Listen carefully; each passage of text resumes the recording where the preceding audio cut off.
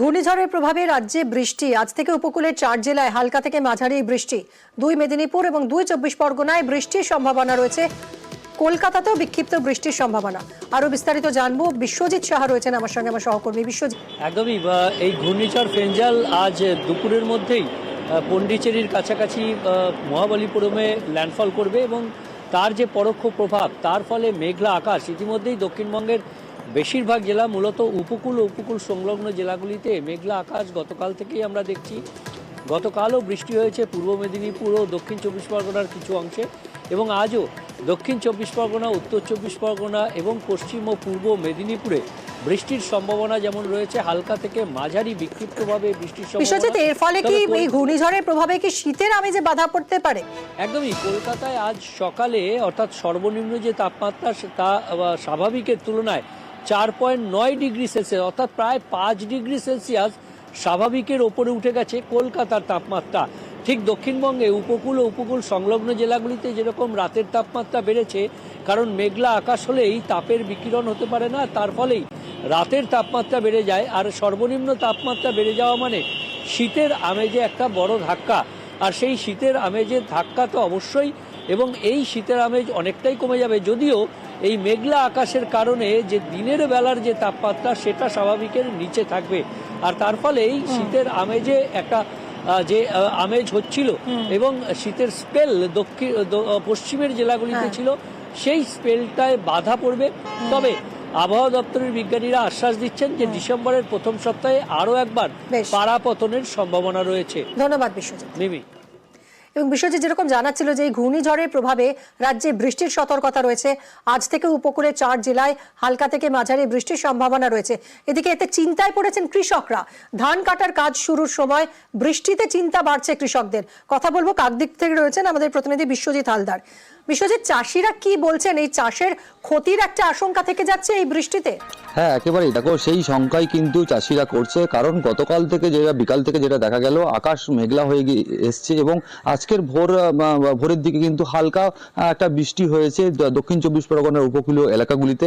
একেবারে সেই জায়গা থেকে কিন্তু চাষিদের কপালে কিন্তু চিন্তার ভাঁজ, কারণ এই মুহূর্তে ধান কাটা চলছে এবং সেই ধান কেটে তড়িঘড়ি কিন্তু গলাজাত করার চেষ্টা করা হচ্ছে। যেমনটাই হাওয়া অফিসের তরফ থেকে পরিষ্কার করে বলা হয়েছে যে গাঙ্গেয় পশ্চিমবঙ্গ উপকূলে কিন্তু হালকা একটা বৃষ্টির সম্ভাবনা থাকতে পারে, এবং সেই সংখ্যাটাই কিন্তু চাষিরা যেটা মনে করছেন, যদি এই মুহূর্তে যদি বৃষ্টি হয় তাতে করে কিন্তু এই যে ধান যে মাঠে রয়েছে, সেটা ধান কিন্তু ক্ষতিগ্রস্ত হবে। কয়েকদিন আগে ভুগছেন কৃষকরা এবং ধান কেটে দ্রুত গোলায় তোলার কাজও চলছে। মহা সমস্যা, ধান জলে পড়ে আছে, আবার এই বৃষ্টির সমস্যায় চাষিরা কত দুর্ভোগে ভুগবে সেই বলার নয়। অর্ধেকই ধান ওঠেনি, আজকের আবার মেঘলা। বৃষ্টি হলে মাঠের ধান মাঠে থেকে যাবে, বউ বাচ্চা নিয়ে এসে ধান তুলতে হচ্ছে আমাদের। অনেক কষ্ট করে ধানকে করে চাষ করেছি। আমাদের সারা বছরের খাওয়া দাওয়া খোরাকি এই ধান আর চাল। যদি মাঠের ধান না পাই বাড়ি নিয়ে যেতে, তা আমাদের অবস্থা খুবই খারাপ, আমাদের না খেয়ে মরতে। শীত না পড়ায় ডেঙ্গির বাড়বাড়ন্ত। শীতকালেও অস্বাভাবিক গরম, 18 ডিগ্রির নিচে নামলেই ডেঙ্গি নাশ। ঠান্ডার অভাবে রাজ্যে ডেঙ্গির প্রকোপ। 48 ঘন্টায় ডেঙ্গি আক্রান্ত 4 জনের মৃত্যু হয়েছে।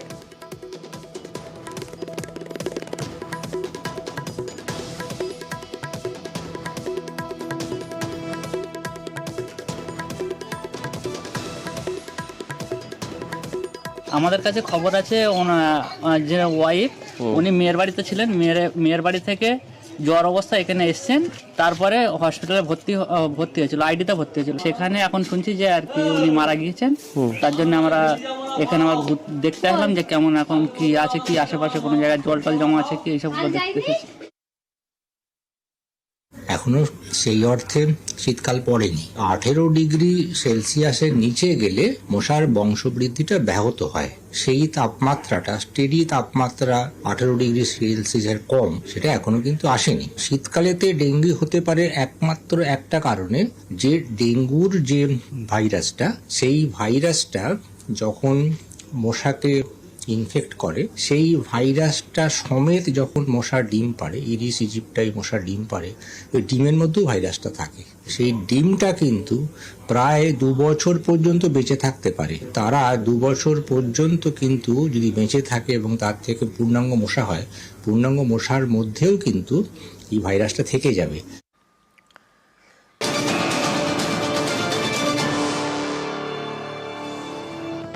নেশামুক্তি কেন্দ্রে রোগীর মৃত্যু ঘিরে উত্তেজনা, ভাঙচুর। বারুইপুরে নেশামুক্তি কেন্দ্রে চলল ভাঙচুর। অর্পণ আমাদের প্রতিনিধির সঙ্গে কথা বলবো। অর্পণ, যে কি ঘটেছে?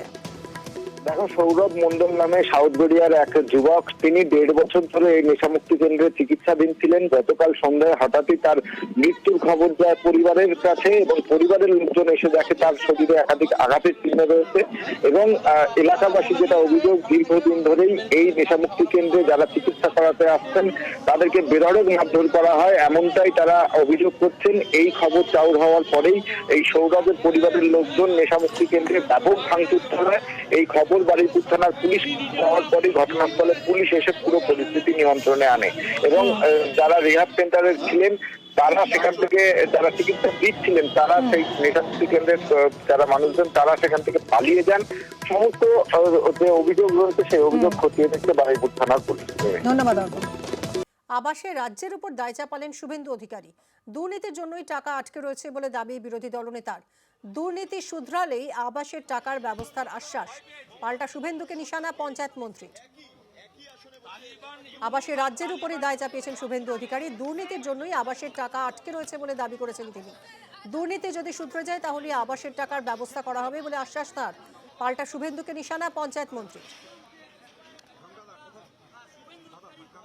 এখন অবধি প্রায় 47 লক্ষ ইউনিট প্রধানমন্ত্রী আবাস গ্রামীণ এবং আরবান দিয়েছে, যার ইউটিলাইজেশন দিয়ে টাকা নেওয়া হয়েছে তার উত্তর মাননীয় প্রদীপ মজুমদার দিতে পারেননি। 82 লক্ষের কাছাকাছি শৌচালয় পেয়েছে পশ্চিমবঙ্গ। কে পেয়েছে শৌচালয় কেউ জানে না। আজকে বিধানসভাতে তথ্য দিয়ে, ডাটা দিয়ে আমি প্রমাণ করে দিয়েছি দুর্নীতিগ্রস্ত রাজ্য সরকার সাধারণ মানুষের অধিকার কেড়ে নিচ্ছে শুধুমাত্র রাজনৈতিক কারণে।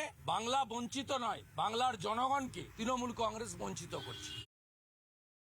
আমরা তো চাই সমাধান, এবং সমাধান যুক্তিপূর্ণভাবে। দয়ার ভিক্ষা করতে যায়নি যে অন্যায় হয়েছে মাফ করে দাও। আমাদের কাছে তথ্য আছে, যা প্রমাণ আছে, যেমন আজকে আমি এইখানে বিধানসভায় মাননীয় সদস্যদের সামনে আমি পেশ করলাম। ঠিক এইভাবেই ভারত সরকারকে সব কিছু তথ্য দেওয়া হয়েছে। এখানে সমস্যাটা কোথায়? 21-এর স্বপ্নভঙ্গ, পেটে লাথি মারো পশ্চিমবঙ্গের দরিদ্র মানুষদের।